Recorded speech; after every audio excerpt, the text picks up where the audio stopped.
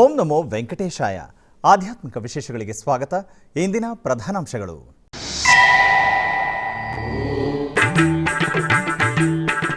ತಿರುಮಲ ಧರ್ಮಗಿರಿ ವೇದ ವಿಜ್ಞಾನ ಪೀಠದಲ್ಲಿ ಮುಂದುವರೆದ ವಿದ್ವತ್ ಸಮ್ಮೇಳನ. ಕಾರ್ಯಕ್ರಮದಲ್ಲಿ ಶ್ರೀ ವಿದ್ಯಾಶಂಕರ ಸರಸ್ವತಿ ಸ್ವಾಮೀಜಿಗಳ ಅನುಗ್ರಹ ಸಂದೇಶ.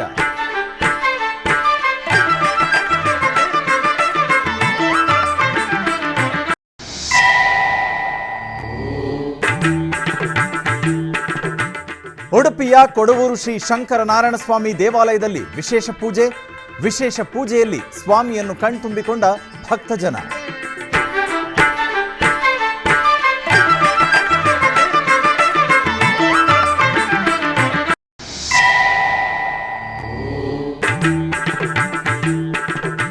ಯುಗಾದಿ ಮಹೋತ್ಸವಗಳಿಗೆ ಸಿದ್ಧಗೊಳ್ಳುತ್ತಿರುವ ಶ್ರೀಶೈಲ ಮಹಾಪುಣ್ಯಕ್ಷೇತ್ರ.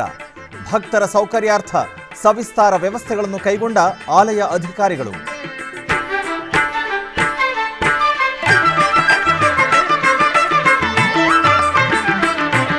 ಚಿತ್ತೂರು ಜಿಲ್ಲೆಯ ನಗರದಲ್ಲಿರುವ ಶ್ರೀಕರ ಕಂಠೇಶ್ವರ ಸ್ವಾಮಿ ದೇವಸ್ಥಾನದಲ್ಲಿ ಫಾಲ್ಗುಣ ಮಾಸದ ಪೂಜೆಗಳು ವಿಜೃಂಭಣೆಯಿಂದ ನಡೆಯುತ್ತಿದೆ.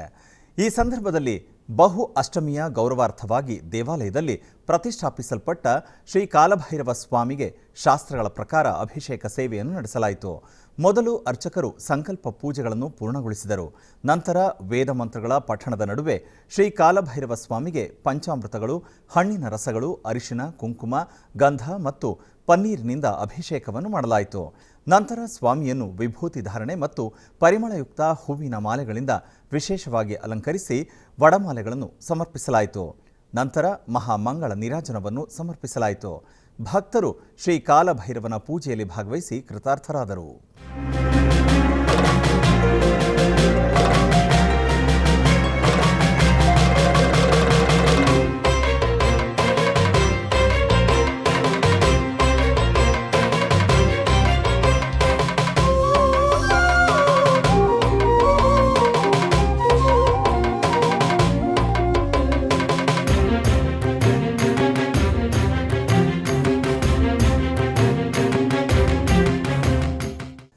ತಿರುಮಲ ಕ್ಷೇತ್ರದ ಧರ್ಮಗಿರಿ ಶ್ರೀ ವೆಂಕಟೇಶ್ವರ ವೇದ ವಿಜ್ಞಾನ ಪೀಠದಲ್ಲಿ ವೇದಶಾಸ್ತ್ರ ಆಗಮ ವಿದ್ವತ್ ಸಮ್ಮೇಳನ ಅದ್ಧೂರಿಯಾಗಿ ನಡೆಯುತ್ತಿದೆ.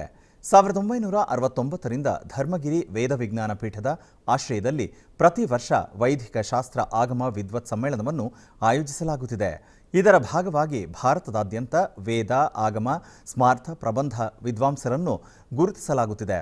ಟಿಟಿಡಿ ಆಶ್ರಯದಲ್ಲಿ ಪರೀಕ್ಷೆಗಳನ್ನು ನಡೆಸಲಾಗುತ್ತಿದೆ ಮತ್ತು ಅವರಿಗೆ ನಗದು, ಶಾಲು ಮತ್ತು ಪ್ರಮಾಣ ಪತ್ರಗಳನ್ನು ನೀಡಲಾಗುತ್ತಿದೆ.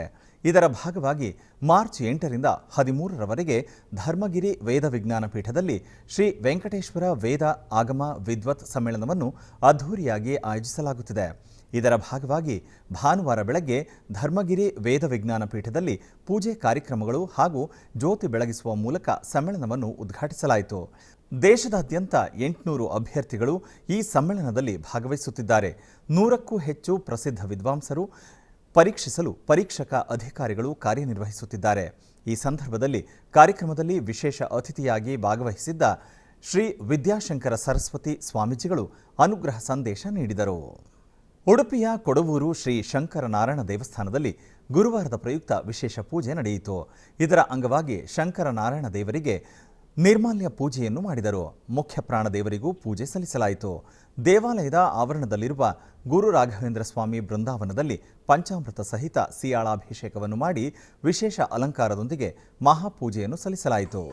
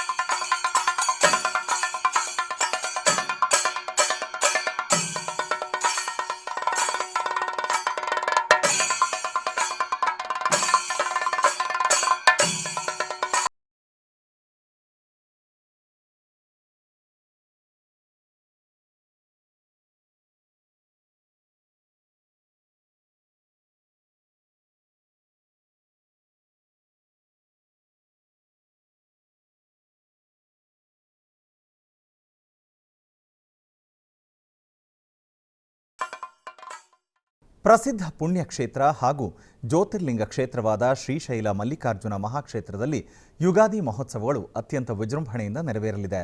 ಈ ನಿಮಿತ್ತ ಶ್ರೀ ಕ್ಷೇತ್ರಕ್ಕೆ ಆಗಮಿಸುವ ಭಕ್ತಾದಿಗಳ ಸುಗಮ ದರ್ಶನದ ನಿಮಿತ್ತ ಆಲಯದ ಆಡಳಿತ ಮಂಡಳಿಯು ಪ್ರತ್ಯೇಕ ದರ್ಶನಕ್ಕೆ ವ್ಯವಸ್ಥೆ ಕಲ್ಪಿಸಿದೆ. ಭಕ್ತರಿಗಾಗಿ ಈ ಮಾಹಿತಿ. ಶ್ರೀಶೈಲ ಮಹಾಕ್ಷೇತ್ರದಲ್ಲಿ ಯುಗಾದಿ ಮಹೋತ್ಸವಗಳು ಮಾರ್ಚ್ 16ರಿಂದ 20ರವರೆಗೆ ನಡೆಯಲಿವೆ. ಭಕ್ತರ ಸೌಕರ್ಯಾರ್ಥವಾಗಿ ವಿವಿಧ ವಿಸ್ತಾರವಾದ ವ್ಯವಸ್ಥೆಗಳನ್ನು ಮಾಡುತ್ತಿರುವ ದೇವಸ್ಥಾನವು ಉತ್ಸವ ದಿನಗಳಲ್ಲಿ ಸ್ವಾಮಿಯವರ ಸ್ಪರ್ಶ ದರ್ಶನವನ್ನು ನಿಲ್ಲಿಸಿದೆ. ಈ ಉತ್ಸವಗಳಲ್ಲಿ ಸ್ವಾಮಿಯವರ ಅಲಂಕಾರ ದರ್ಶನ ವೀಕ್ಷಣೆಗೆ ಮಾತ್ರ ಅವಕಾಶವಿದೆ.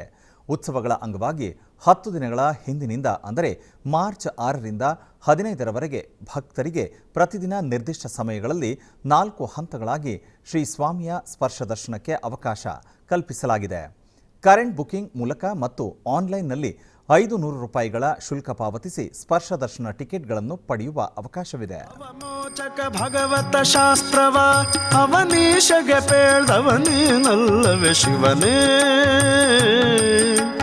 ಶಿವನೇ ನಾ ನಿನ್ನ ಸೇವಕನಯ್ಯ ಶಿವನೇ ನಾ ನಿನ್ನ ಸೇವಕನಯ್ಯ ದುರ್ಮನ ಬಿಡಿಸಯ್ಯ ದುರ್ಮನ ಬಿಡಿಸಯ್ಯ ಶಿವನೇ ನಾ ನಿನ್ನ ಸೇವಕನಯ್ಯ ಶಿವನೇ ನಾ ನಿನ್ನ ಸೇವಕನಯ್ಯ.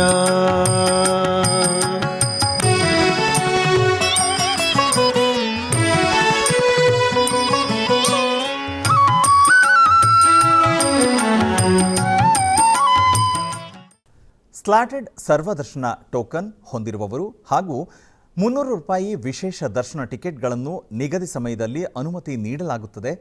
ಸ್ಲಾಟೆಡ್ ಸರ್ವದರ್ಶನ ಟೋಕನ್ಗಳನ್ನು ಮತ್ತು 300 ರೂಪಾಯಿ ವಿಶೇಷ ದರ್ಶನ ಟಿಕೆಟ್ಗಳನ್ನು ಹೊಂದಿರುವ ಭಕ್ತರಿಗೆ ಸ್ಲಾಟ್ನಲ್ಲಿ ನಿಗದಿಪಡಿಸಿದ ಸಮಯದಲ್ಲಿ ಅವಕಾಶ ನೀಡಲಾಗುತ್ತದೆ ಎಂದು ಟಿಟಿಡಿ ಸ್ಪಷ್ಟಪಡಿಸಿದೆ.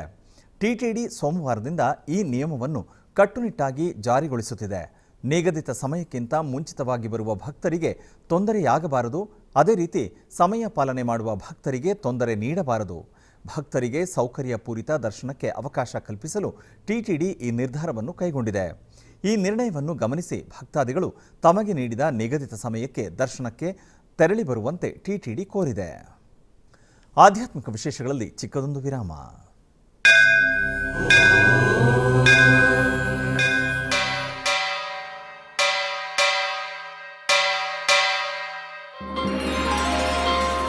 ಶ್ರೀ ವೆಂಕಟೇಶ ಉತ್ಸವ ಪ್ರಿಯನಾದ ವೆಂಕಟೇಶ್ವರನಿಗೆ ಪ್ರತಿನಿತ್ಯ ನಡೆಯುವ ಸೇವೆಗಳು.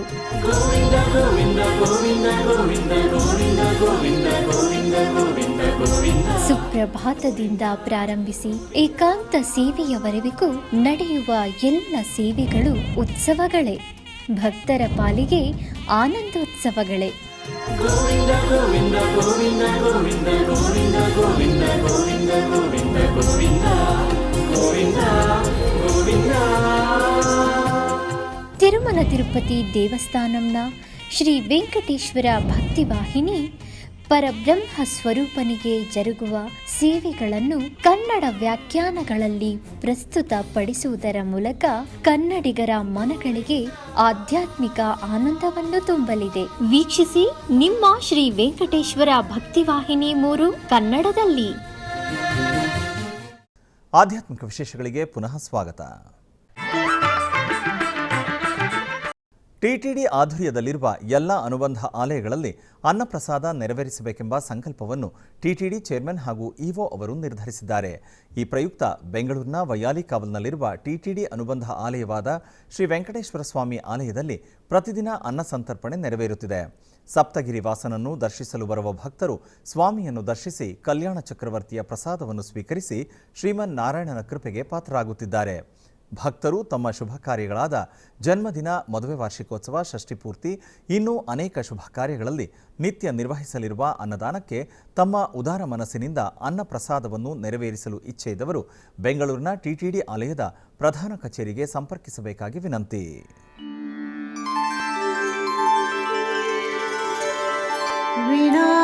ವೆಂಕಟೇಶಂ ನನಾಥೋ ನನಾಥ सदा वेङ्कटेशं स्मरामि स्मरामि हरे वेङ्कटेश प्रसीद प्रसीद प्रियं वेङ्कटेश प्रयच्छ प्रयच्छ।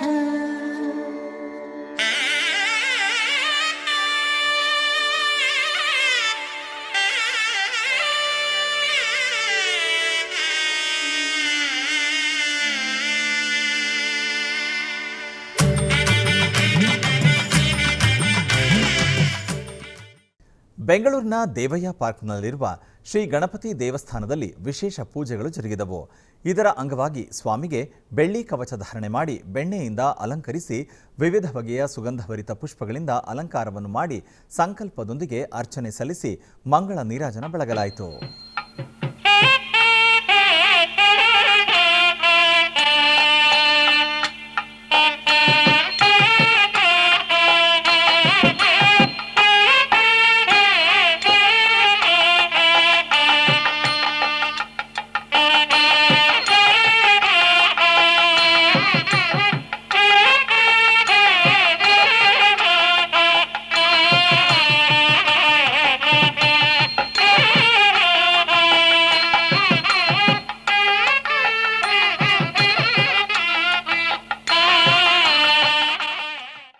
ಬೆಂಗಳೂರು ನಗರದ ವೈಟ್ಫೀಲ್ಡ್ ಮುಖ್ಯ ರಸ್ತೆಯಲ್ಲಿ ನೆಲೆಸಿರುವ ಶ್ರೀ ಸುಬ್ರಹ್ಮಣ್ಯ ಸ್ವಾಮಿ ದೇವಸ್ಥಾನದಲ್ಲಿ ವಿಶೇಷ ಪೂಜೆಗಳು ಜರುಗಿದವು. ಈ ಪ್ರಯುಕ್ತ ಶ್ರೀವಲ್ಲಿ ದೇವಸೇನಾ ಸಮೇತ ಶ್ರೀ ಸುಬ್ರಹ್ಮಣ್ಯ ಸ್ವಾಮಿಗೆ ಬೆಣ್ಣೆ ಅಲಂಕಾರ ಮಾಡಿ ಧೂಪದೀಪ ನೈವೇದ್ಯ ಅರ್ಪಿಸಿ ಮಹಾಮಂಗಳಾರತಿ ಬೆಳಗಲಾಯಿತು. ಹೆಚ್ಚಿನ ಭಕ್ತಾದಿಗಳು ಆಗಮಿಸಿ ಪೂಜೆ ಸಲ್ಲಿಸಿ ದೇವರ ಅನುಗ್ರಹ ಪಡೆದರು.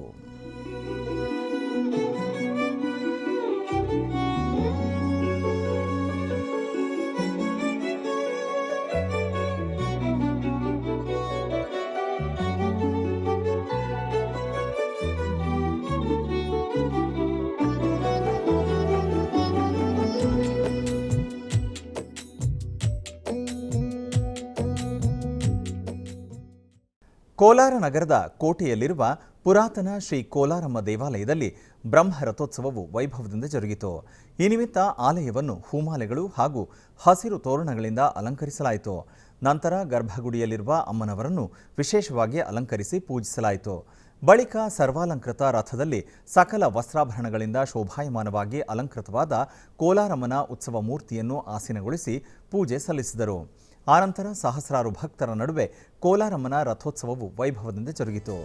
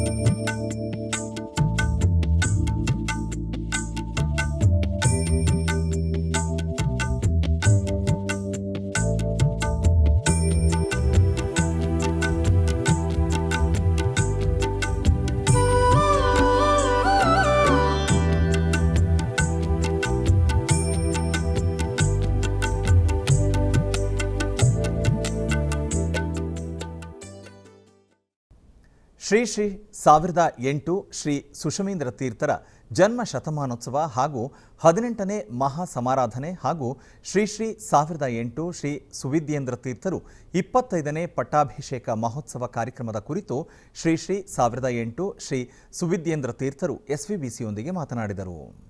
ಈ ಶತಮಾನದಲ್ಲಿ ಜಗತ್ತು ಕಂಡಂಥ ಅಪೂರ್ವ ವ್ಯಕ್ತಿಗಳಲ್ಲಿ ನಮ್ಮ ಗುರುಗಳಾದಂತಹ ಮಂತ್ರಾಲಯ ಪೀಠಾಧಿಪತಿಗಳಾಗಿದ್ದ ಶ್ರೀ ಸುಷಮೀಂದ್ರ ತೀರ್ಥ ಶ್ರೀಪಾದಂಗಳವರು ಒಬ್ಬರು. ಅವರ ವ್ಯಕ್ತಿತ್ವ ಯಾರಿಗೂ ಏನು ಅಂತಲೇ ಗೋಚರ ಆಗ್ತಾ ಇದ್ದಿಲ್ಲ. ಅವರ ಚರ್ಯೆಗಳನ್ನು, ಅವರ ಮಾತುಗಳನ್ನು ಕೇಳಿದವರು ಇವರು ಜಿತಾಮಿತ್ರ ತೀರ್ಥರ ಅಂಶ ಅಂತ ಕೆಲವರು ಭಾವಿಸಿದರು. ರಾಯರ ಭಕ್ತರಾದಂಥ ಗುರುಸ್ತೋತ್ರ ರಚನೆ ಮಾಡಿದ ಅಪ್ಪಣ್ಣಾಚಾರ್ಯರೇ ಇವರು ಅಂತ ಕೆಲವರು ಆ ರೀತಿ ಭಾವಿಸಿದವರಿದ್ದಾರೆ. ನಡೆದಾಡುವ ರಾಯರು ಅಂತಲೇ ಭಾವಿಸಿದವರು ಇದ್ದಾರೆ.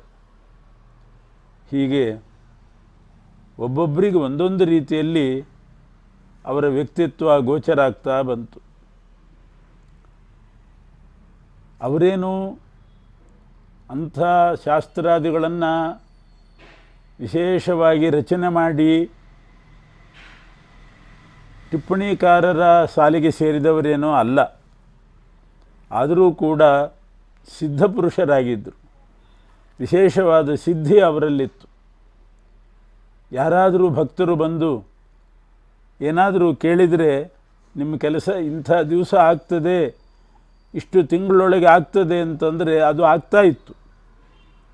ಈ ರೀತಿ ಅನೇಕರ ನಿದರ್ಶನಗಳಿದೆ. ಆದ್ದರಿಂದಲೇ ಅವರು ತಮ್ಮ ಈ ವಾಕ್ಸಿದ್ಧಿಯಿಂದ, ರಾಯರ ಮೇಲಿನ ಅಪಾರವಾದಂಥ ನಂಬಿಕೆಯಿಂದ ತಮ್ಮ ಜೀವನ ಯಾತ್ರೆಯನ್ನು ನಡೆಸ್ಕೊಂಡು ಬಂದರು. ಆ ರೀತಿ ಇದ್ದಂಥವರು ನಮ್ಮ ಗುರುಗಳಾದ ಸುಷಮೀಂದ್ರ ತೀರ್ಥ ಶ್ರೀಪಾದಂಗಳವರು ಅನೇಕ ವರ್ಷಗಳ ಕಾಲ ತಮ್ಮ ಪೂರ್ವಜನ್ಮದ ಸುಕೃತದಿಂದ ಶ್ರೀ ಮೂಲರಾಮದೇವರ ಪೂಜೆ ನಡೆಸ್ಕೊಂಡು ಬಂದವರು. ರಾಘವೇಂದ್ರ ಸ್ವಾಮಿಗಳ ಆರಾಧನೆಯನ್ನು ಅನೇಕ ವರ್ಷಗಳ ಕಾಲ ನಡೆಸ್ಕೊಂಡು ಬಂದಂಥವರು. ಸುಷಮೀಂದ್ರ ತೀರ್ಥ ಶ್ರೀಪಾದಂಗಳವರ ಜನ್ಮ ಶತಮಾನೋತ್ಸವ ನಡೀತಾ ಇದೆ. ಅವರ ಅವತಾರ ಆಗಿ 100 ವರ್ಷಗಳು ಸಂದಿವೆ. ಇದೇ ಮುಂದೆ ಬರುವ ಏಪ್ರಿಲ್ 3, 4, 5, 6 ಈ 4 ದಿವಸಗಳ ಕಾಲ ವೈಭವೋಪೇತವಾದ ಒಂದು ಉತ್ಸವವನ್ನು ಅವರ ನೆನಪಿಗೋಸ್ಕರ, ಅವರ ಅನುಗ್ರಹಕ್ಕೋಸ್ಕರ ಇಟ್ಕೊಳ್ಬೇಕು ಅಂತ ಅವರ ಭಕ್ತವೃಂದದವರು, ಅದು ಅವರು ಇದ್ದಂಥ ಸ್ಥಳ ಮಂತ್ರಾಲಯ, ಅದರ ಹತ್ತಿರದಲ್ಲೇ ಇರುವ ರಾಯಚೂರಿನಲ್ಲಿ ಸಕಲ ಸೌಕರ್ಯಗಳುಂಟು. ರಾಯಚೂರಿನಲ್ಲಿ ಬಂದು ಹೋಗುವವರಿಗೆ ಬಹಳ ಸುಲಭ ಆಗ್ತದೆ. ಅದು ನಗರವೂ ಹೌದು. ಆದ್ದರಿಂದ ಅಲ್ಲಿ ಮಾಡಬೇಕು ಅಂತ ತೀರ್ಮಾನ ಮಾಡಿದ್ದಾರೆ. ಮೊದಲು 3 ದಿವಸ 3, 4, 5 ಸುಷಮೀಂದ್ರ ತೀರ್ಥ ಶ್ರೀಪಾದಂಗಳವರ ಮಹಾಸಮಾರಾಧನೆ ನಡೀತದೆ. 6ನೇ ತಾರೀಕು ಅವರ ಜನ್ಮ ಶತಮಾನೋತ್ಸವ. ತನ್ನಿಮಿತ್ತಕವಾಗಿ ಗಜವಾಹನೋತ್ಸವ ಅಂತಂದರೆ ಆನೆ ಮೇಲೆ ಶ್ರೀಪಾದಂಗಳವರ ಪಾದುಕೆಗಳನ್ನಿಟ್ಟು ಮಹಾಬೀದಿಗಳಲ್ಲಿ ಮೆರವಣಿಗೆ ಮಾಡೋದು, ಅವರಿಗೆಲ್ಲರೂ ಕೂಡ ಭಕ್ತಿ ಗೌರವಗಳನ್ನು ಸಲ್ಲಿಸೋ ಕಾರ್ಯಕ್ರಮ. ಅವರಿಂದ ನಾವು ಸನ್ಯಾಸಾಶ್ರಮ ಸ್ವೀಕಾರ ಮಾಡಿ 25 ವರ್ಷಗಳಾಗಿದೆ. ಅದರಿಂದ ನಮ್ಮ 25 ವರ್ಷದ ಒಂದು ಸ್ಮರಣಾರ್ಥವಾಗಿ ಒಂದು ಕಾರ್ಯಕ್ರಮನೂ ಆಗಬೇಕು. ಅದರ ಜೊತೆಗೆ ಜನ್ಮ ಶತಮಾನೋತ್ಸವದ ಜೊತೆಗೆ ಇದನ್ನೂ ಕೂಡ ಸೇರಿಸಬೇಕು ಅಂತ ಗುರುಗಳ ಭಕ್ತರು ಅಪೇಕ್ಷೆಪಟ್ಟು ಈ ಕಾರ್ಯಕ್ರಮವನ್ನು ಹಮ್ಮಿಕೊಂಡಿದ್ದಾರೆ. ಬಹಳ ದೊಡ್ಡ ಪ್ರಮಾಣದಲ್ಲಿ ನಡೆಯುವಂಥ ನಿರೀಕ್ಷೆ ಇದೆ.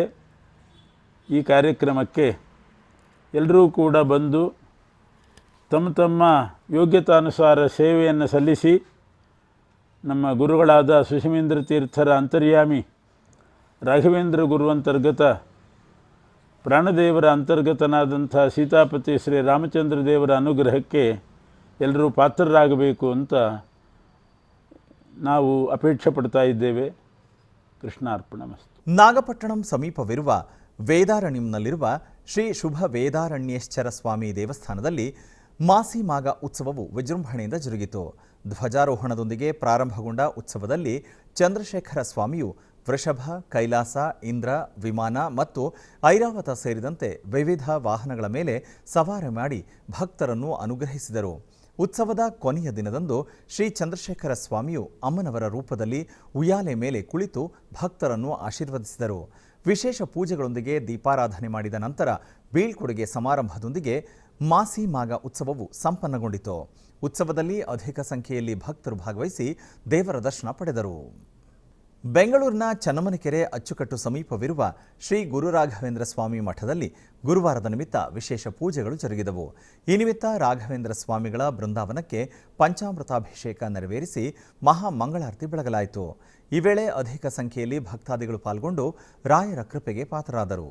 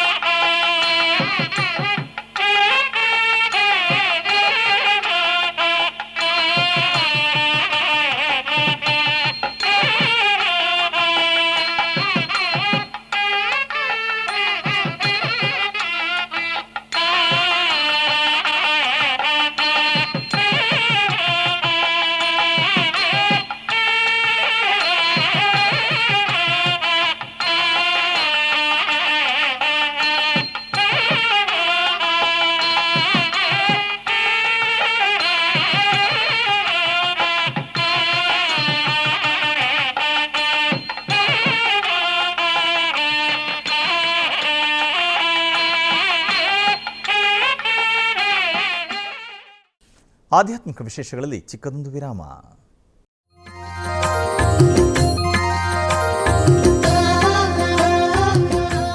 ಬೆಂಗಳೂರಿನ ವೈಯಾಲಿ ಕಾವಲ್ನಲ್ಲಿರುವ ಟಿಟಿಡಿ ಅನುಬಂಧ ಆಲಯವಾದ ಶ್ರೀ ವೆಂಕಟೇಶ್ವರ ಸ್ವಾಮಿ ದೇವಾಲಯದಲ್ಲಿ ನಿತ್ಯ ಕಲ್ಯಾಣ ಚಕ್ರವರ್ತಿಗೆ ಕಲ್ಯಾಣೋತ್ಸವ.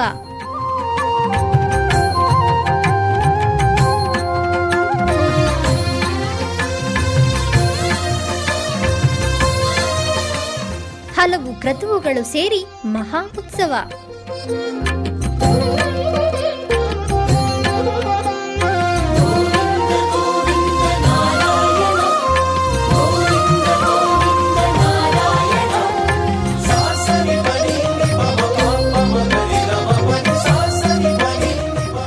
ಶ್ರೀದೇವಿ ಭೂದೇವಿ ಸಮೇತನಾದ ಆನಂದ ನಿಲಯನಿಗೆ ವೈಖಾನಸ ಆಗಮೋಕ್ತವಾಗಿ ಕಲ್ಯಾಣ.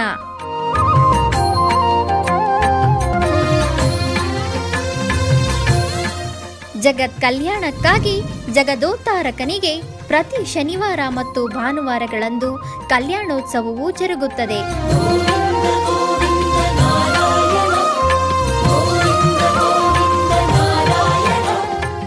ಹೆಚ್ಚಿನ ಮಾಹಿತಿಗಾಗಿ ವೈಯಾಲಿ ಕಾವಲ್ ಟಿಟಿಡಿ ಇನ್ಫಾರ್ಮೇಶನ್ ಸೆಂಟರ್ ಅನ್ನು ಸಂಪರ್ಕಿಸಿ. ಓಂ ನಮೋ ವೆಂಕಟೇಶಾಯ. ಆಧ್ಯಾತ್ಮಿಕ ವಿಶೇಷಗಳಿಗೆ ಪುನಃ ಸ್ವಾಗತ. ಕರ್ನಾಟಕದ ವಿವಿಧ ಪ್ರದೇಶಗಳಲ್ಲಿ ನಡೆದ ಸಾಂಸ್ಕೃತಿಕ ಕಾರ್ಯಕ್ರಮಗಳತ್ತ ಒಂದು ಕಿರುನೋಟ.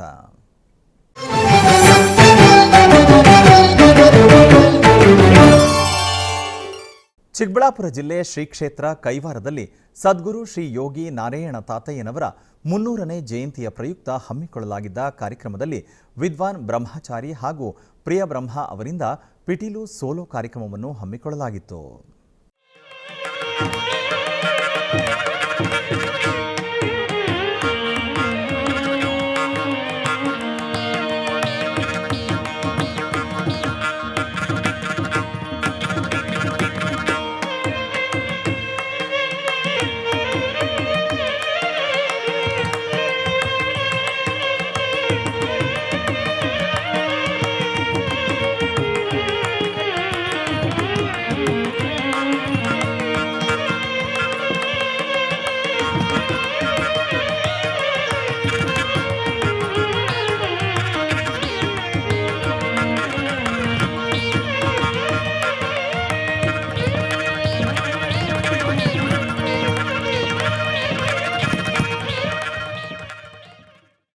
ಉಡುಪಿಯ ಶ್ರೀಕೃಷ್ಣ ಮಠದ ರಾಜಾಂಗಣದಲ್ಲಿ ಲಾಸ್ಯಕಲ್ಪ ಬೆಂಗಳೂರು ಇವರಿಂದ ಭರತನಾಟ್ಯ ಕಾರ್ಯಕ್ರಮ ನಡೆಯಿತು.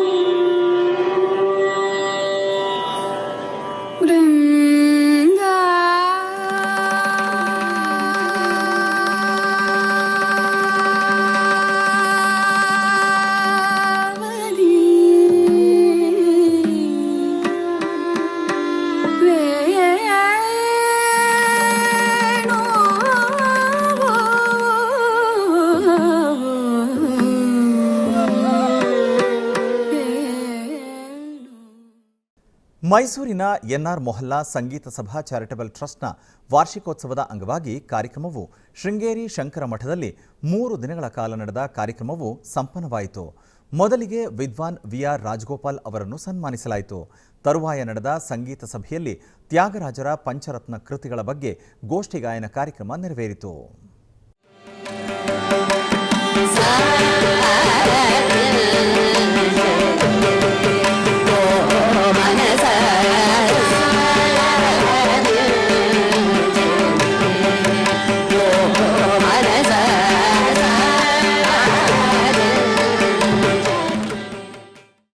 ಆಧ್ಯಾತ್ಮಿಕ ವಿಶೇಷಗಳು ಇಲ್ಲಿಗೆ ಮುಕ್ತಾಯಗೊಂಡವು.